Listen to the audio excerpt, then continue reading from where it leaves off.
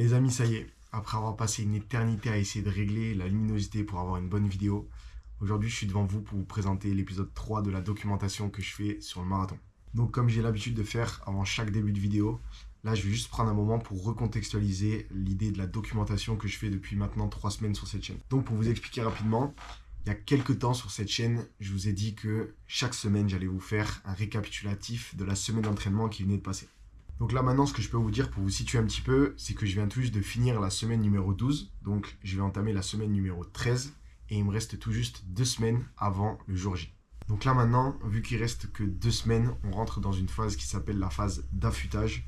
Donc c'est une phase qui permet au corps de, avec les entraînements, toujours progresser, mais aussi qui laisse suffisamment de temps entre les séances pour permettre au corps de récupérer. Mais du coup, vous allez voir dans la vidéo, à un moment, je dis que je comprends pas trop pourquoi le programme d'entraînement a changé et pourquoi est-ce que maintenant j'ai des entraînements tous les lundis, mercredis, vendredis et non pas les dimanches. Mais du coup, j'avais pas pris en compte qu'on était rentré dans cette phase. Donc du coup, cette vidéo aujourd'hui, elle va être plus courte que d'habitude parce que du coup, j'ai pas eu d'entraînement le dimanche étant donné que la sortie longue a été déplacée du coup de dimanche à vendredi. Pour commencer cette semaine, il n'y a pas eu de grands changements comparé à d'habitude. C'est-à-dire que tous les lundis, j'ai normalement une séance qui est prévue de renforcement global.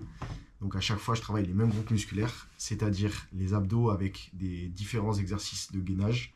Ensuite, les cuisses, les mollets et les muscles du pied. Donc ensuite, pour la séance de mercredi, c'était une séance assez banale, donc c'était pas un gros entraînement. Donc j'ai couru à peu près 1 heure pour une distance d'environ 10 km que j'ai fait à un rythme de 5,44. Donc le déroulé de la séance, c'était d'abord, comme d'habitude, ça commence par 30 minutes d'échauffement. Ensuite, au milieu, il fallait courir 3 km à un rythme de 5,30. Et à la fin, comme d'habitude, je finissais par 10 minutes de récupération. Pour cette séance-là, globalement, ça s'est plutôt bien passé. Donc les 30 premières minutes, je les ai commencées, j'étais d'abord en descente. Mais à un moment qui dit descente, à l'aller dit montée pour le retour.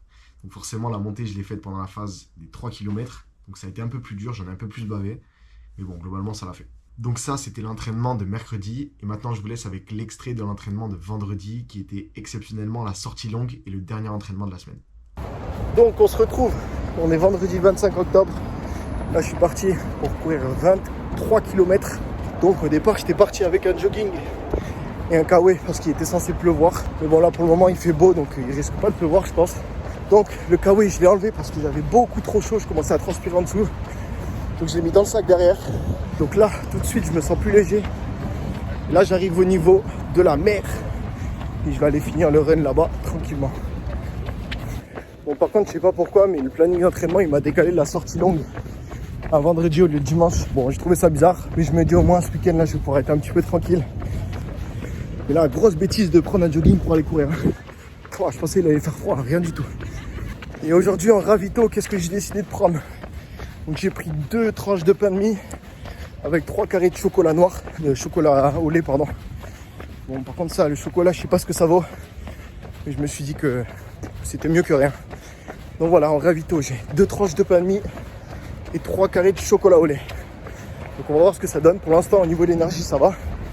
Parce que j'avais pris un petit goûter quand même avant de partir. Donc, je suis parti vers 20h. Et normalement, je risque de finir la séance vers 22h30. 24 km, ça prend quand même vachement de temps dans la journée. Là, j'ai hâte que ça se finisse. Parce que quand même, les sorties longues, je commence à en avoir un peu ras-le-bol. Donc là, pour l'instant, j'ai fait 8 km 5. Donc autant vous dire qu'il reste de la route à faire et que je suis pas prêt d'avoir terminé. Ça y est, donc je viens de finir une séance de plus. Donc 23 km terminés. Il est 22h30. Je les ai fait à peu près 10 km/h. Je comprends pas parce qu'en ce moment, à chaque sortie longue, c'est dur. Là, à partir d'arriver à 15 km, voire même 13, ça commençait à devenir vraiment compliqué d'accélérer et de tenir le rythme. Donc j'espère que c'est passager, j'espère que j'aurai pas ça le jour J. Je verrai pour les prochaines séances, mais ça me frustre un petit peu. 10 km/h, si je veux le faire en 3h50, enfin en moins de 3h50, ça risque d'être compliqué. Donc bon, là, je vais marcher un petit peu pour récupérer. Et au final, pour les ravitaux, j'aurais mangé seulement une tranche de pain sur les 2. Donc la première, je l'ai prise à partir de 1 heure de course. Ouais, et la deuxième, j'avais tout simplement la flemme de la prendre pendant que je courais. Voilà, j'aurais pris seulement un seul ravito. Et là, ce que je vais faire dans les prochains jours, c'est aller chez Decathlon pour acheter un gros pack de gel. Comme ça, au moins, j'aurai un stock. Et pour les prochaines séances, je pourrai les prendre. Du coup, on a fait un petit saut dans le temps, on se retrouve chez moi. En face de moi, j'ai le repas de ce soir. Donc, ça va être des pâtes au thon avec du pesto. Donc voilà, ce soir, je me suis dit, je vais pas me faire un repas très très compliqué. Je vais faire un truc très très simple. Donc là, maintenant, je vais passer au repas et après, je vais me poser parce que la séance, elle m'a vraiment tué. Bon, du coup, le thon tout seul, ça suffisait pas. Du coup, à ça, j'ai rajouté un peu de salade et du riz que je vais manger juste après.